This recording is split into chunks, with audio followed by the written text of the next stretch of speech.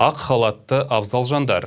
Маусымның әр үшінші жексенбісінде Қазақстанда медицина қызметкерлерінің күні атап өтіледі.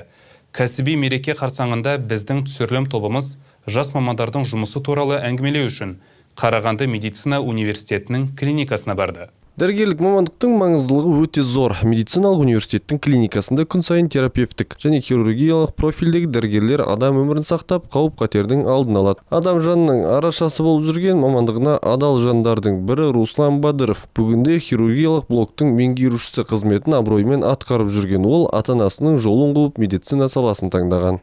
Мой отец, он анестезиолог-реаниматолог.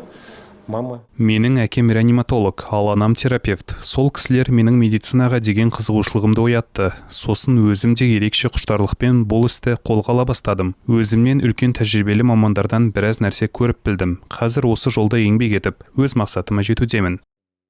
Руслан Бадыров дәрігер-хирург еңбек жолын Қарағанды мемлекеттік медицина университетінде бастаған. Жас маман шетелде халықаралық тәжірибесі мен біліктілігін шыңдаған. Бүгінде хирургиялық блокты басқара отырып, 30-дан астам резидент дәрігерлерді даярлап оқытады. Сондай-ақ емдік диагностикалық процесті және жалпы хирургия бойынша білім беру бағдарламасын басқарады. Білім алушыларға да барлық жағдай жасалған және заманауи үлгідегі ең жақсы медициналық жабдықтармен жұмыс істеуді меңгеріп қана қоймай, жоғары деңгейлі клиникалық мамандардан да дәріс алады. Күн сайын клиникада кемі 20-ға жуық ота жасалады. Ішкі ағза мүшелеріне қатысты ең күрделі операциялар мен ем-дом шараларын да осында өтеді. Мы активно используем эндовидеохирургические технологии. Біз заманауи жабдықтарды белсенді түрде қолданамыз. Облыс бойынша үздіктердің қатарындамыз. Кейбір операцияларды кесіп, тілусіз жасаймыз. Қарағанды бойынша урологияға қатысты іштегі тасты лазермен жоятын аппарат бізде ғана бар.